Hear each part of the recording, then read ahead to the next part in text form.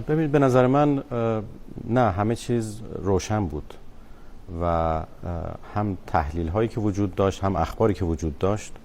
از قبل دلالت میکرد که یک همچین حرکتی انجام خواهد شد، هم به لحاظ تحلیلی هم به لحاظ اطلاعاتی. اینکه یک طراحی پشت صحنه‌ای از طرف آمریکا و رژیم صهیونیستی وجود داره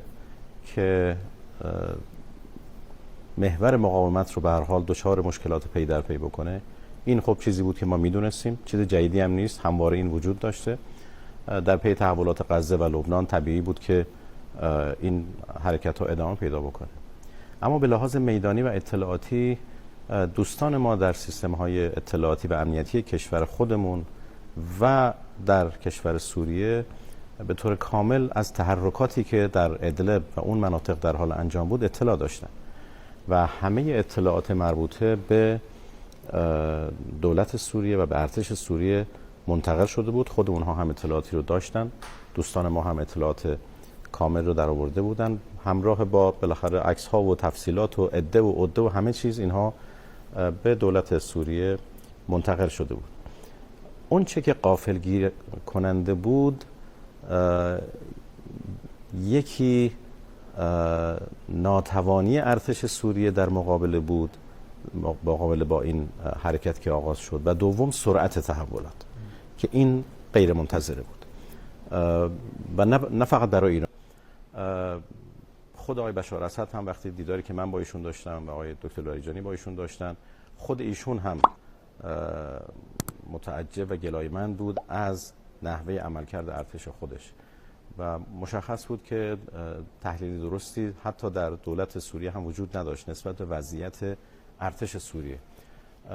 به هر حال ارتش سوریه به نظر من بیشتر اسیر یک جنگ روانی شد تا جنگ واقعی در میدان و تبلیغاتی که شروع شد و صورت گرفت و فضاسازی هایی که در عرصه فضای مجازی و غیر مجازی و رسانه ها صورت گرفت و مقدار زیادی مؤثر بود در کاهش انگیزه های ارتش و عدم به هر حال مقاومت جدی که صورت. وضعیت سفارتخانه هم یکی از موضوعاتی است که مورد سوال هست، هم سفارتخانه ما در دمشق و کنسولگری ما در سوریه و هم سفارتخانه سوریه در جای ما میشه در سوریه در دمشق، و اگر که به نقطه‌ای برسیم که اون حکومت رو مورد شناسایی قرار بدیم، طبیعی هست که سفارت رو هم تحویل همون حکومت خواهیم داد و تا اون زمان سفیر فعلی، کادر فعلی در محل سفارت مستقر خواهند بود. در خصوص سفارت خود ما با طرف‌های مختلف در قضیه سوریه صحبت کردیم، مبنی بر امنیت سفارتخانه خودمون و کنسولگری خودمون در حلب و همینطور در خصوص امنیت به اصطلاح اماکن مقدس، حرم مطهر حضرت زینب سلام الله علیها و حرم مطهر حضرت رقیه سلام الله علیها، و به ما تضمین‌های داده شده که حرمت اینها حفظ خواهد شد و احترام سفارتخانه ما هم حفظ خواهد شد. البته در بدو یعنی صبح امروز متاسفانه به سفارت ما ورود شد، ولی صحنه ها نشون میده که یک ورود سازمان یافته‌ای نبوده، یعنی توسط مسلحین نبوده. حالا اون چیزایی که ما در فیلمایی که منتشر شد دیدیم، حالا بعضا مردم عادی یا به کسانی که حالا با قصد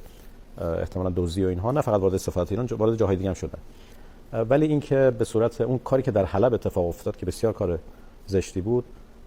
در دمشق تا اونجایی که ما مطلعیم اتفاق نیفتاده در رابطه با سفارت ما. و حالا پیام‌هایی هم که ما داده شده این هست که احترام و به اصطلاح امنیت سفارت تامین خواهد شد.